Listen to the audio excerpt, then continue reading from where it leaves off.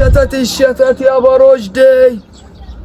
المكان ده نافورة دي ولا حمام سباحة؟ هو انت اللي بعتك استاذ وجدي عشان الشغل؟ ايوه يا بيه، انا اللي بعتني استاذ وجدي عشان الشغل. شكلك بيقول كده ان انت هتقرفني. يا ادم باشا روح لادم وهو يعرفك هتعمل ايه. يلا. امال فين الواد الجديد اللي انا بعتهولك؟ ثواني يا مستر راجل. يا عمر امرونا يا باشوات. عاوزك تراعي الشغل هنا، ولو حد اشتكى منك توريني عرض كتافي. ماشي يا باشا ماشي.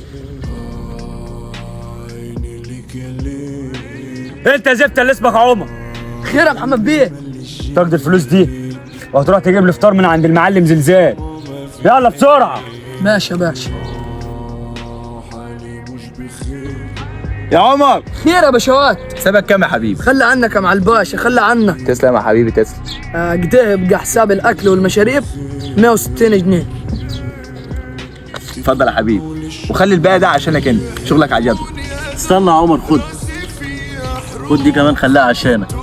انت تعرف يا عمر اكتر حاجه بتعجبني فيك ان انت بتسعى جدع يا عمر، ربنا يوفقك. كتر خيركم يا باشوات، كتر خيركم. انت هذا يا عمر، تعال هنا عايز.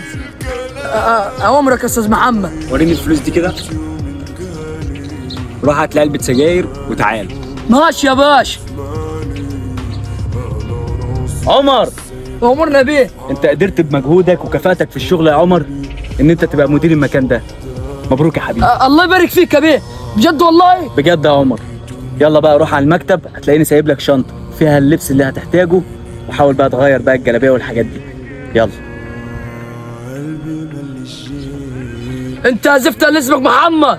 زفت ومحمد؟ لا ده انت اتجننت خالص. زفت و60 زفت كمان. امسك كده يا واد، اجي رات لي علبه سجاير. ايه حصلت؟ يا استاذ وجدي، استاذ وجدي، ايه حصلت ان عمر يقول له روح هات لي علبه سجاير؟ عمر خير يا باشا. الكلام اللي قاله محمد ده حصل؟ ايوه يا بيه، قلت له كده. وانت ابن يا عمر بتشرب سجاير؟ تعرفش ان السجاير دي مضره؟ وبعدين يعني يا محمد انت مكبر الموضوع.